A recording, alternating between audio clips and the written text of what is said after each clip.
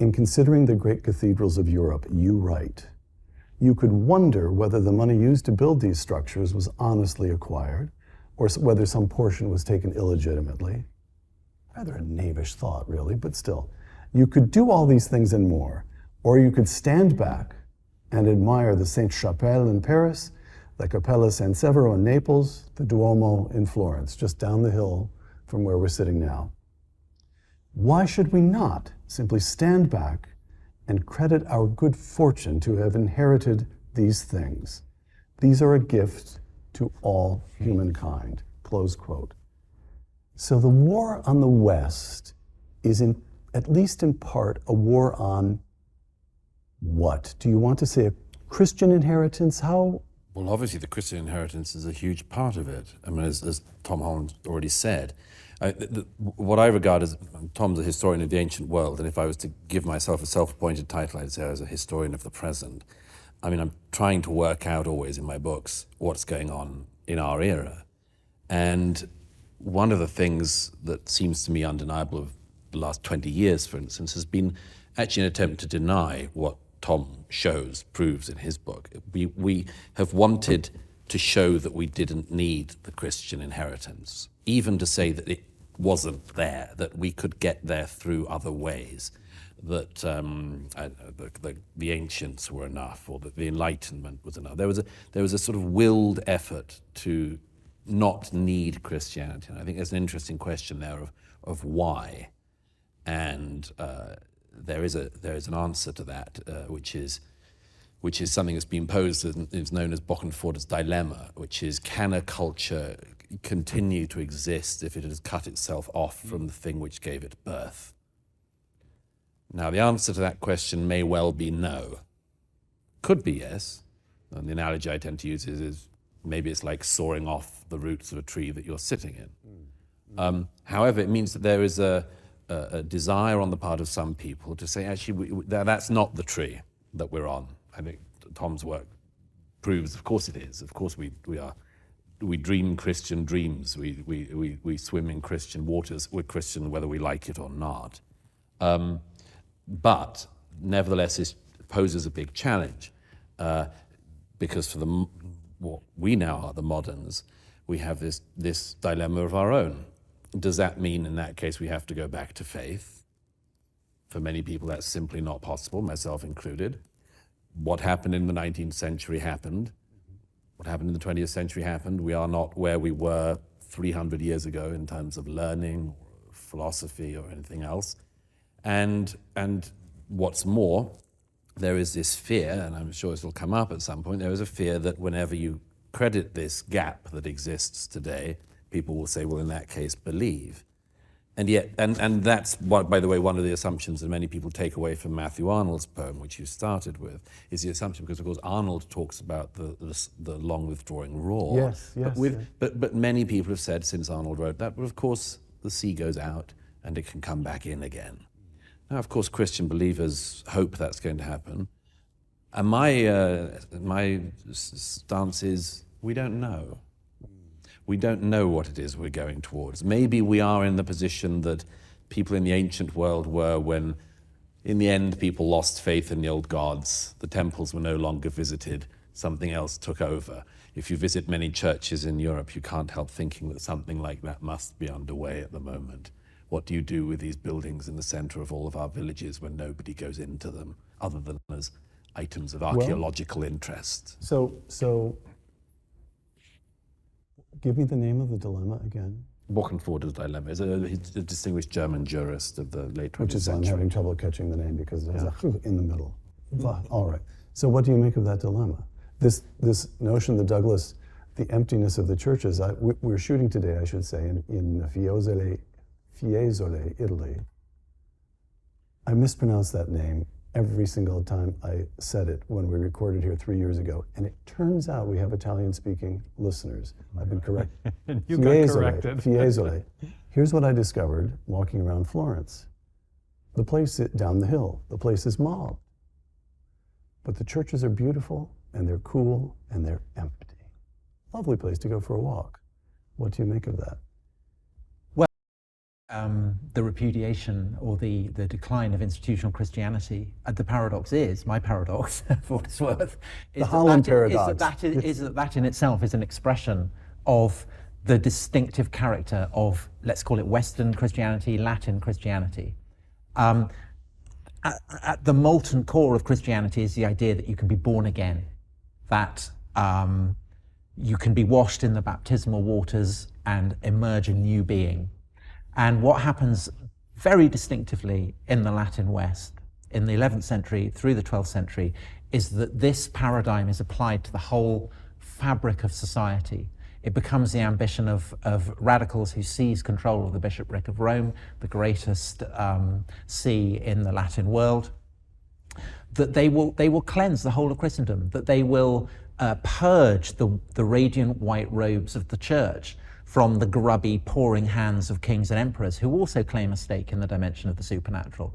And over the course of the Middle Ages, we see twin dimensions emerge. One of these dimensions is what, since the time of Augustine, has been described as the cyculum, which literally means the flux of time, people born on the flux of time heading towards oblivion.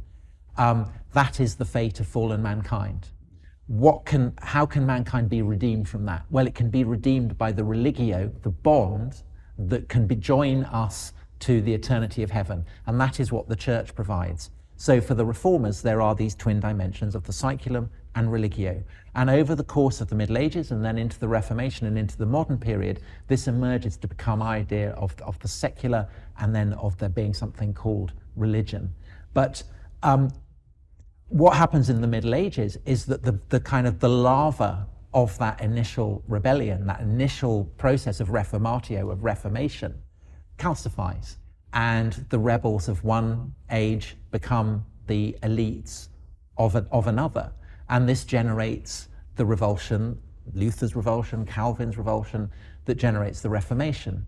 And in the Reformation, you see what early Christians had done towards the Roman world, the tearing down of idolatry, the banishing of superstition. Only now it is the Roman Church that is seen as something to be torn down. That is a kind of abiding Christian impulse. Moving into the Enlightenment, into the French Revolution, the Russian Revolution, you see exactly these same instincts, only now it's not just the Roman Church that is the target of this repudiation. It's the whole fabric of Christianity. But the instinct, the paradox, say, of the French Revolution is that when the revolutionaries are tearing down the privileges and the fabric of the churches. Renaming Notre Dame, what was it, a Temple of Justice? Temple of Reason. Temple of Reason, right. Yeah. They're doing it for deeply, deeply Christian reasons. And that's why, I said at the beginning of this, that there is, I think, a kind of inherent trend within Christianity that moves towards atheism, because, even before Christianity, the impulse of the Hebrew prophets is to condemn the gods of the Egyptians or the Babylonians as so much stock or stone, and to tell people that there is no divine manifest in springs or on the top of hills. The reformers are doing that in the Reformation. Materialist scientists now are doing that. The process of banishing the super, of desacralizing the world, is an incredibly Christian one. Surely we have, I say surely as if I'm sure of this. I'm not. René Girard would draw the distinction between Christianity proper and hyper-Christianity, which seizes upon, and this was Girard's, the point you just made, as far as I understand it, was extremely close to, if not exactly the same point that René Girard was making, which is that hyper-Christianity is actually quite dangerous. There's a notion of egalitarianism in Christianity. The communists take that value and blow it up and lose the sense of proportion, lose the larger context of values. It becomes a secularized form of religion that has so Douglas no writes in The constraints. War of the West, as Christianity has withdrawn, so one new religion in particular has found its way into the cultural mainstream. It is the new religion of anti-racism. With other grand narratives collapsed, the religion of anti-racism fills people with purpose and a sense of meaning.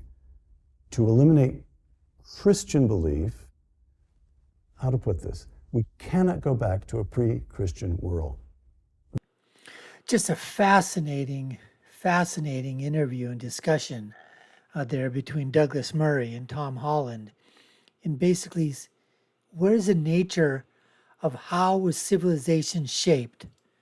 Was it actually shaped relatively? Did it come from on the backs of the Roman Empire, the Greek Empire, the Ottoman, the Persian Empire? Or was it Christianity? Was it religion that had its effects? Now, it seems that Tom Holland says that the entire thing of Western civilization was formed basically that we're swimming in a sea of Christianity. We're just fish. Regardless of where we came from, we're all swimming in a sea of Christianity. I would have to say that, okay, let's say you take that part of Western civilization. Where does Eastern civilization come in? And did Eastern civilization have any imprint or mark on Western civilization? Douglas seems to basically take the framework that you take the Christian foundation, but that has been eroding for a long, long time, especially in the last few decades. I would say it's been eroding a lot longer than that.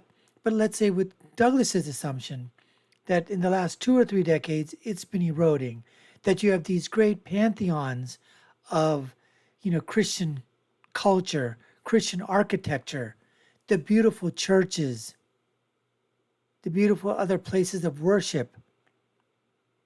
But you don't see the people in there. It's almost like you're going to a museum and you're just looking at the paintings. You're looking at the artifacts. You're looking at the crucifixes, stained glass windows, the pews, the pomp, right? The circumstance. You're looking at all of that as if you're looking at a museum, but you're really not following any of the tenets of Christianity, other than saying, yeah, we're living a Christian world. It was shaped by Christianity, shaped by the sayings of Jesus and the writings of Paul. But I would venture to say that it's more than that. I think Western civilization was also done by Eastern Orthodoxy, by the Eastern religions, by what was Buddhism, Taoism, Hinduism, even Islam.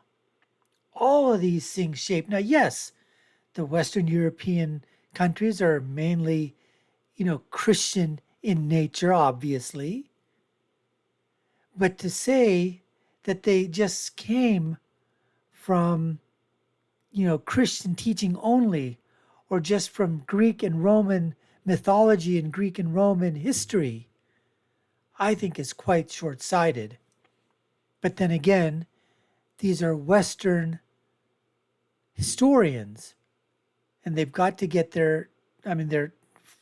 I think they're looking at it from a very, that lens is not open wide. It's just basically, on just a small smattering of history, although that small smattering of history was huge. The Roman Empire, huge. Greek Empire, huge. And what they did to shape the world. So there's again, what did those entities, those two huge empires, and as I said before, you bring the Persian Empire, the Ottoman Empire, the Chinese influence at that time and afterwards. Did they not have some shaping of this world in which they're basically saying we're swimming in a sea of Christianity? Anyways, folks, we appreciate you taking the time to watch. You've been watching the Dr. Nasir Shaikh Show. I've been your host. My name is Dr. Nasir. If you haven't done so already, we'd love for you to subscribe to the channel. Like, share, and follow. You all know what to do. Take a look at our video links above and below. Put your comments down. Love to hear what you have to say. And my final thought is always, when you're right, you're right. And when you're left, you're wrong. Until next time, folks, take care and stay safe.